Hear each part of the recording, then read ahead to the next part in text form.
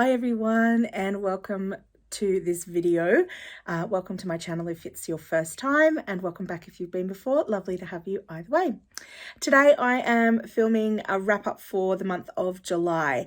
So I actually had a pretty good reading month in terms of hitting some goals. So I read 9 books in total in July, which is a pretty good month for me. And the reason I was able to do that is because for part of the month I was on holidays. So I was by myself, staying at a beautiful, quiet sort of hobby farm on the south coast of New South Wales, which was absolutely lovely. There were chickens. It was great. I had a really good time, but I got a lot of reading done because I was on my own. And then also at the end of the month, I started a readathon that ran for 2 weeks, covering the last week of July and the first week of August. So in that last week of July, I also got a bit of reading done over and above what I possibly would have gotten done if that readathon hadn't been on. So good month. I got a lot of reading done. So let's talk about the books that I read. Now, some of them I have already spoken about in the video that I did for the Miles Franklin Award shortlist, because this was me finishing off that shortlist. So I will be talking about 3 books, I think, from that. So I won't go into too much detail, and I will link up in the cards and possibly down below as well that video, so that if you want to hear more about those books, then you can go and have a look at that video. All right, so let's chat. Let me turn the page in my little journal. Okay, so here was my first book, The House of the Spirits by Isabel Allende. This is a classic, and it's one that I have wanted to read for a very long time. And I was able to do that as part of, so I have spoken many times before because about one of the book clubs that I'm involved in, where we're reading books from around the world. So this was our pick. I actually think it was for June, but I didn't quite get through it in June, so I finished it off and finished it at the beginning of July. So I ended up giving this one 4.25 stars. I really enjoyed it. It's a multi-generational epic, and the reason I couldn't give it 5 stars is because the chapters were just too long. You know, when you're reading a book and you just, when the chapter just goes on for on and on and on and on, and you just sort of don't feel like you can put it down until the next chapter comes along. Sometimes you kind of have to, because life happens. So this was not conducive to sort of being picked up and put down in busy times. I was able to sit and read more of it on my holiday, so that's why I was able to get it done. But the chapters are really long for some reason. Yeah, so it's 491 pages long, the whole book, and there are only 14 chapters. Let's just put it that way. So no, that's a big no from me. So it made it hard to pick it up, even though the story was quite compelling, and I did want to find out what was happening, and I did want to read more, but because these chapters were just so long, I found it really hard to motivate myself to pick it up, because I was like, I know if I pick this up, I'm going to have to sit and read for like an hour or 45 minutes, which I don't have that kind of time right now. So yeah, that is one thing that I didn't love about this. The other thing that is a trigger warning, I guess, for people who might be thinking about picking this up, there is a lot of sexual violence in this book, and from incredibly toxic men. Yeah, pretty awful. One man in particular was a perpetrator of most of that violence, but yeah, there was some stuff going on.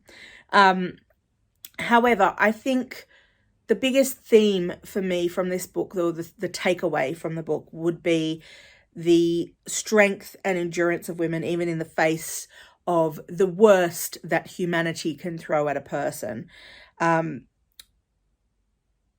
The women in this book, I guess part of it was just, you know, is circumstantial, and part of it is sort of cultural, I guess. But I think the strength that these women had to just sort of pick their lives up and just keep moving forward, and to keep marching through after these horrific things had happened in their lives, and, you know, their autonomy was taken away and all of these things, no matter what their financial circumstances, because we've got rich people and very poor people who are equally subjected to this kind of violence. But these women were able to pick themselves up. Not that that's an excuse for men to continue perpetuating that violence, but you get the idea. These women are strong, and their ability to kind of move through this sort of toxicity and horrific things, the violence, the war, you know, and all the while being dismissed by men and, you know, some of the most horrible people on the planet, you know, but that strength just kind of shone through, and the endurance of these women.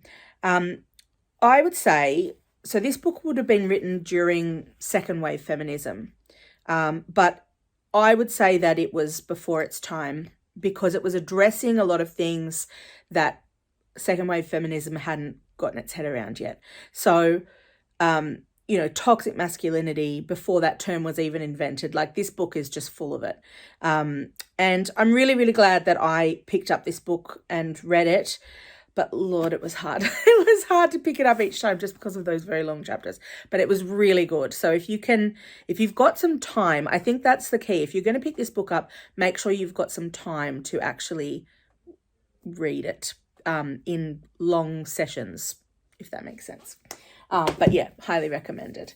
Right, the next one that I picked up was very easy to read in the sense of it just being entirely engaging the whole way through, and that was 10 Steps to Nanette by Hannah Gadsby. So Hannah Gadsby is an Australian comedian from Tasmania, and she had a show called Nanette, which I'm sure you've heard of. It was huge on Netflix and made a massive, it sort of propelled her onto the world stage, and that show was groundbreaking in many, many ways. This is not, it is about the show Nanette, but it's also about Hannah's life leading up to that point, her childhood, some of the experiences that she had as an adult woman, and, you know, sort of coming to terms with her sexuality and who she was as a person, her autism, all of these kinds of things are all part of this book as well. Now, I listened to this on audiobook, and it is Hannah Gadsby reading the audiobook, so highly recommended. The book, I sort of followed along in the book as I was listening to her read, and then sometimes I just listened to bits of it. And that was a really great choice. I would highly recommend the audiobook if you are looking to read this book. So in the audiobook, in the book there are sections where parts of the show Nanette are quoted, and they have included in the audiobook actual snippets from the show for those sections. So that was also really good. So I'm not a massive biography reader or autobiography either. Lump them all together. I don't tend to gravitate towards books like this, but this one was incredibly readable, and the pacing was perfect. So this was a 5-star read for me and very highly recommended. So I was off to a great start at the beginning of July. The next book that I read was one of the books that was a shortlisted book for the Miles Franklin Literary Award. It's called Scary Monsters by Michelle de Kretser. I've spoken about this in that video that I talked about before, so I won't go into too much detail here. So I listened to this one on audiobook as well. I don't own a physical copy of the book, but I felt like, in contrast to the Hannah Gadsby book that worked so well as an audiobook, this one did not work as well, partly because the gimmick, as I will refer to it for this book, is that there are 2 stories And if you've got a physical copy of the book, one story begins on one side of the book, and then you physically flip the book over and the other story is on the other side of the book. So the purpose of that, as I've read elsewhere, was to sort of like disorient the reader from the beginning, because you don't know which side you're supposed to start with. So there's one story that's set in the past, and I believe it was in the 80s. And then there's a story that is set in the near future. And both of the stories, the only thing that I can say links these two stories is that the characters are both of Asian descent, and their families were immigrants to Australia. And then, so in that's kind of it. That's the only thing that really links these stories, in my opinion. And I think the idea is that they're dealing with the sort of disorientation that background might give a person who is coming to terms with a sense of belonging, wanting to be part of the culture that they're growing up in, and sort of feeling othered because their culture is not the dominant culture in that country. So that's sort of the gist of what's going on for these two characters, but they're two quite different stories. So you've got Lily on one side, who is the character from the 80s, and Lyle on the other, which is the character from the near future. So getting back to the audiobook, so the idea of the physical book is that you get to choose which side you start with. The audiobook didn't give me that option. It just started straight into the 80s story, which was fine. And of the two stories, I preferred that one, which is Lily's story. However, so I think that story actually just worked better as a story. And also the character was likable, whereas the character of Lyle I didn't find likable at all. One of the other things I didn't like about this book is that it made some really clumsy references to pop culture and music. I just thought it was like, it was inserted in there, but it felt really awkward. Like it was like trying to include cultural touchstones, I guess, but failing, in my opinion. So yeah, like I feel like the book itself was fine, but I'm sure that there were more connections between those two stories, but I'm not invested enough in the characters to reread or to kind of revisit the book to try and work out what those connections could be. So yeah, that was that. I ended up giving it 3.5 stars. So it wasn't terrible, but it just wasn't what it could have been. So that was that. The next book that I read was also from the shortlist for the Miles Franklin Literary Award, and it is the book Grimmish. I didn't actually read the physical copy that I am holding up for you. I listened to this on audiobook, but I enjoyed it so much that I decided to invest in a physical copy because I think I'd like to read it again. There were a lot of footnotes. No, hang on, sorry. I did not read it. I didn't listen to it as an audiobook. I read it on my e-reader. Sorry, my mistake. So there were a lot of footnotes in this book, and I think when I reread this book, which I will, I want to sort of take a bit more time with those footnotes, which I always find awkward in an e-reader. So that's why I wanted to buy a physical copy. So at the point when I read this ended up being my favorite, and then I read the final one, and then that overtook this one just slightly. So I gave this one 4.5 stars. Now, I spoke again about this book in the previous video about the Miles Franklin shortlist. This book I loved. It's about boxing, and I am not generally the kind of person who is interested in boxing. I wouldn't be keen to watch boxing at all in real life. However, this is the second book I've read about a boxer, and I've enjoyed both of them immensely. So I think that, I don't know why. This is a weird book. I will just put that out there. It has at one point a talking goat in it. So this is not your typical story about a boxer. It's based on a real person who is called Joe Grimm. He was a boxer that came from Italy, and ended up boxing some of the, stars of the day. However, he wasn't necessarily a great boxer himself. He just had a lot of endurance. So he was able to kind of stick it out through all of the rounds with these boxers, and he was being absolutely hammered by them, but he was able to stick it out and not be knocked out. That was kind of his shtick. So it's sort of about him as a character, but as well as his story, there is the story of the writer, as in the person writing about Grimm, and a man that is referred to repeatedly as his not uncle. So it's like one of those people who is like a friend of the family who you call uncle whoever, but they're not your actual uncle. So he keeps calling him his not uncle. Anyway, the not uncle ended up being part of the crew that worked with Grimm in this story. I would say that's a fictionalized aspect of the story. I think Grimm himself was a real person, but the not uncle being part of his team was probably the made up bit. And it's him so it's the writer talking with the not uncle about his experiences with Grimm, and sort of like, getting this story out, and because he's sort of getting on a bit, and he wants to make sure that this story doesn't die.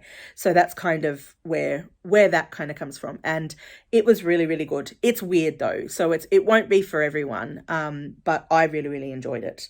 And even though that sounds, the way that the story is structured is quite unique, I would say it doesn't, unlike Scary Monsters, where I felt like the unique aspect of the way that book was put together was kind of gimmicky. This didn't feel gimmicky to me. This just felt like a really interesting and fresh take on a novel, if anything. So yeah, definitely one to try and find. It's a bit hard to find copies of, but they've just released a new edition, which is where I got this from, because previously I couldn't find it. But it is available on Kindle, so that could be an option if you're looking to read it yourself. So that was Grimmish, and it was very enjoyable. 4.5 stars from me. So then I read what ended up becoming my favourite of the stories. And again, I've spoken about this because it is this ended up being the winner of the Miles Franklin Literary Award for 2022, and it was also my favorite. It's called Bodies of Light by Jennifer Down. Now, I've never read anything by Jennifer Down before, so this was my first Jennifer Down. Again, I listened to this one on audiobook, but I went out and immediately on finishing the book went out and bought a physical copy because I loved it so much, and I know that I will read it again. It's a bit of a chunker, and consequently quite a long audiobook, but absolutely worth it. And it was heartbreaking in the best possible way. It's about a woman who is called Maggie, and she grows up in foster care in that system, and she is in institutions as well. Things happen to her that are exactly the kinds of things that you might imagine might happen to someone who is in that system. The worst sort of possible things that you've ever heard of happening in those kind of things happen to her as she grows up. But I think what makes this stand out to me in terms of telling that kind of story is the sort of gentleness and tenderness with which that character is constructed, and which is absolutely down to the fantastic writing of Jennifer Down. And I definitely want to read some more from her. She did such a good job. So she had, this character had really horrible things happen to her in her early life, and then as she's getting older, she ends up having babies that she loses to what we would call SIDS today, sudden infant death syndrome. It's really, really awful stuff that happens. And this story is it's awful, but it's told so tenderly that and this character's inner life is so rich. She's not a two-dimensional character, which I think some authors can tend to kind of write characters who are so unlucky in life, can tend to feel a bit two-dimensional. But this character felt really real and really well fleshed out. And I think the author gave her a lot of dignity, which I really appreciated. And, you know, it's a 5-star read. It's amazing. If you can get your hands on a copy of this book, it's certainly worth your while and certainly worth wading through the pages because, you know, it was a very deserving winner, in my opinion. It was my favourite that I've read of all of the short and long list so far. So definitely get your hands on this if you can. Bodies of Light. Okay, then I read another amazing book, and this was just on audiobook. I don't have a physical copy. It's called The Secret Lives of Church Ladies by Deesha Philyaw. And it's basically sort of about these kind of hidden inner lives of women who are kind of like respectable women in the community. They go to church, they're, you know, but then, you know, it's sort of like about their humanity underneath that sort of the appearance that they might give off to other people. So I would call this like a collection of vignettes. So you get these little short stories about different women. Some of the characters come back and there's more of their story in a second story, or are connected in some way. Yeah, like I wish I knew all of these people. They sound they're just amazing people, like really interesting people, and I would absolutely love to meet people like this and to sort of know them beyond what they kind of project out into the world. So a 5-star read for me. It was amazing. It's quite short as well. I think I am going to get myself a physical copy of this too, if I can get my hands on one, because it was really good. So yeah, 5 stars from me for The Secret Lives of Church Ladies. Then I read another book, which I don't have a physical copy of with me anymore. I borrowed it from my local library and I've had to return it. So it was called The Other Half of You by Mohammed. And this was the final book that I needed to read of the short list for the Miles Franklin. So sorry about that. That's 4 books that I have spoken about so far that are from that list that I've already spoken about on this channel. So I'll try and be a bit quick. So this book was set in Western Sydney or Southwestern Sydney, and it is about it centers around the life of a man called Barney. I'm B-A-N-I, Barney. I realized when I was listening back to the previous video where I was talking about it, that it sounded like I was saying Barney, like B-A-R-N-E-Y, Barney. It's hard to differentiate the sound and say it right. In my head, it didn't sound like, as I was reading it in the book, it didn't sound like Barney. But yeah, as I'm saying it aloud, I realized that it does. Anyhow, sorry, that's a bit of an aside. So at the beginning of the book, he's just had a son, and he's speaking to his son, telling his son the story, basically of the story of how his son came to be, because the mother of his son was not his first love. So he talks about, it's sort of like his road to being in a place to have a son. So that was an interesting kind of take on things. So anyway, it was when he's speaking directly to his son, not the parts where he's telling his story, but when he's talking about his son and thinking about him as a concept, the language that he uses is so beautiful and poetic. And then he's telling his story from the perspective of this kind of, again, it's that migrant experience. So his background is that he is from a Lebanese Muslim. It's a sort of a smaller group within Islam from Lebanon, and he's part of that community of people who've come from there and are living in Australia.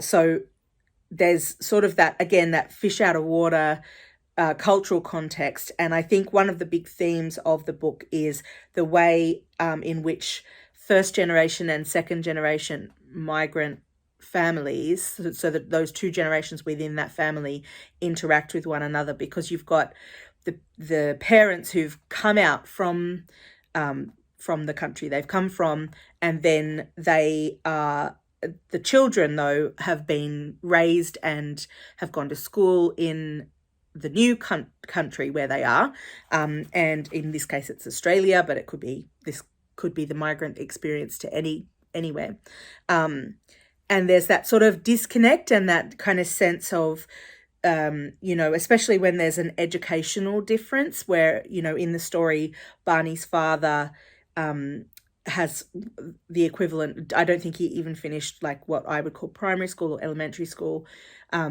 whereas Barney is basically the first person in his family to go to university and so on. And so there's that kind of real big difference between life experience and educational experience and all of those kind of things. And it's kind of about that tension between the generations, and sort of the new generation finding its feet and moving forward with their lives in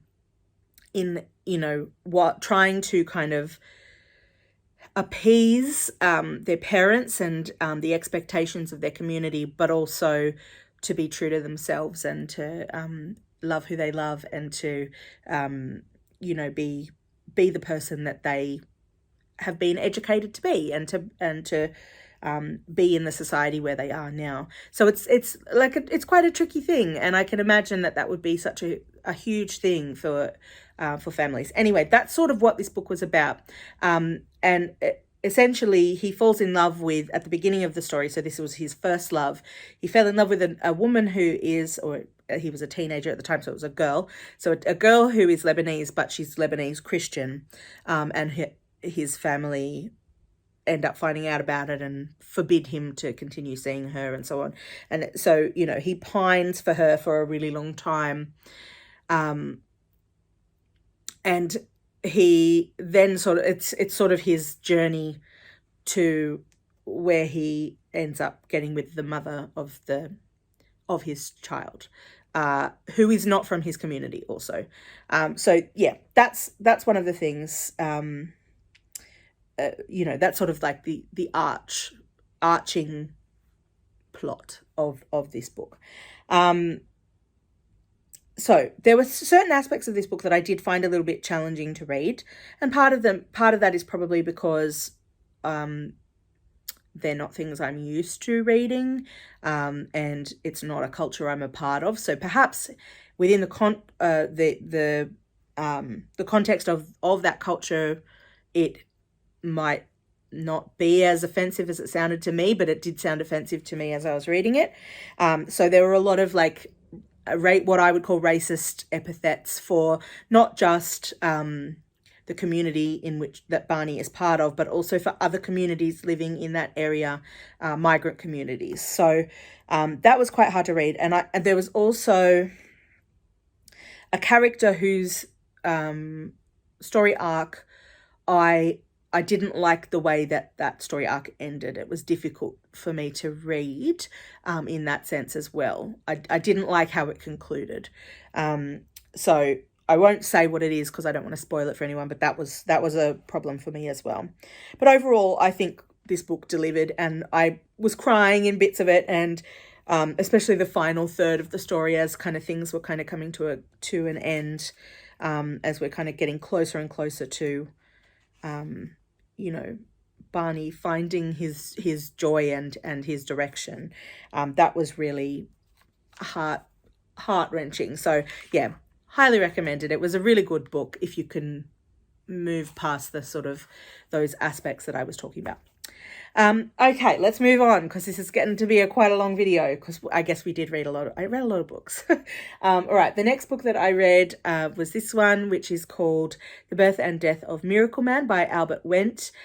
This I also read for my Around the World book club, and it was from a book from Samoa, I think, if memory serves. I will put on the screen if it's not. But yeah, Samoa, I think. So Albert Wendt is apparently Samoa. Here it is. It says it on the back. I should have just checked. And he is a prolific writer in Samoa. When we were looking at different books that we could choose for Samoa, his name was coming up over and over again. And I'm so glad that I read this. This was such a good collection of short stories.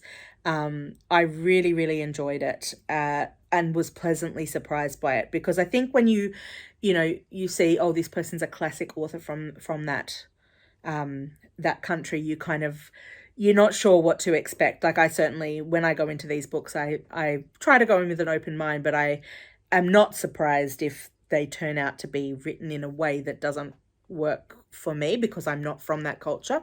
However, this did. This was great, and I really, really enjoyed it.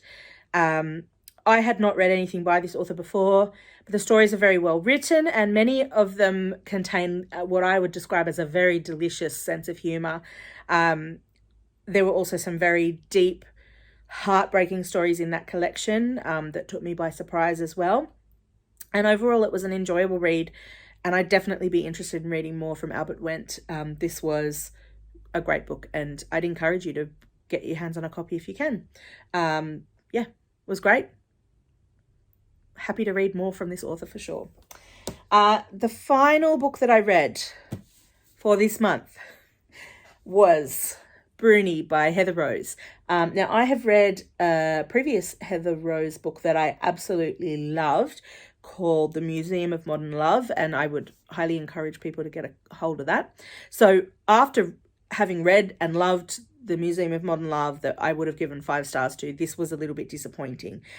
But it wasn't, I'll explain. It was a tad disappointing after the genius of the previous book, basically.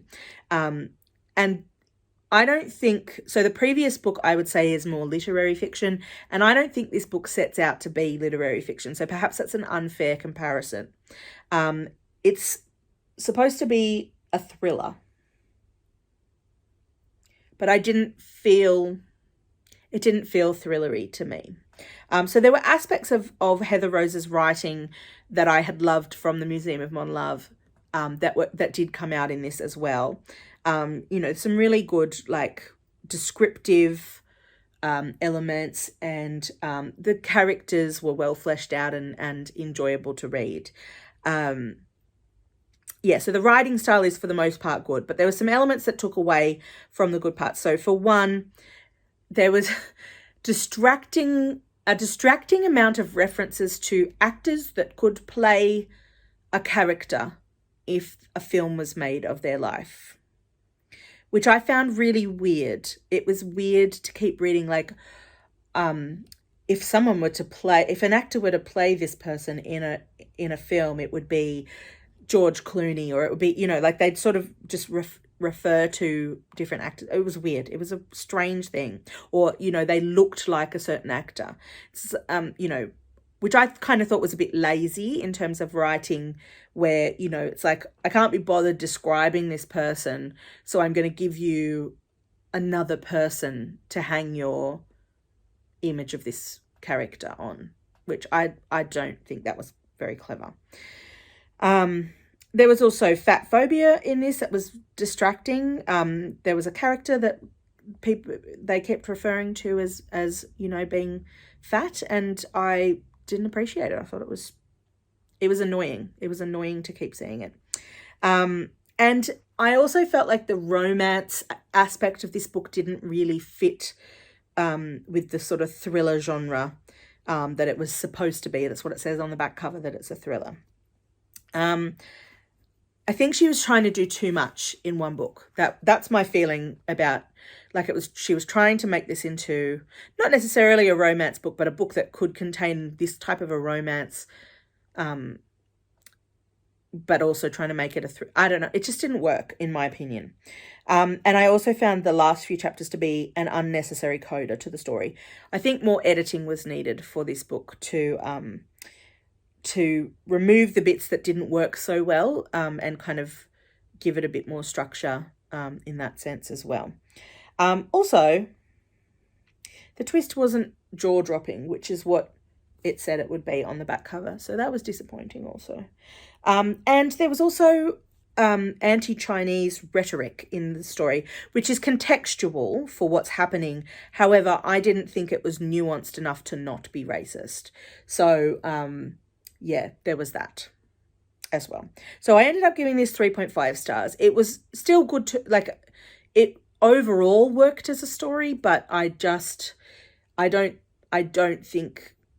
needed editing, I think is what I'm trying to say. So it was a bit of a slightly disappointing ending to the month of July in terms of my reading. So that was it. That's my July. That's my July. So some really, really enjoyable reads here. I loved the Hannah Gadsby. That was a 5-star. Grimmish was a 4.5 star. Bodies of Light was a 5-star. Oh, I don't think I said what I gave for Birth and Death. Let me just open that back up again. I gave it 4. So it was quite enjoyable as well. House of the Spirits, I gave 4 stars too. And then, of course, The Secret Life of Church Ladies, also a 5-star read for me. So it was a brilliant reading month, really. I got through a lot of books and most of them were very enjoyable. So I'm really glad to have been able to get through all of these in the month of July. I will see you on the next video, guys. Thanks for watching. Bye.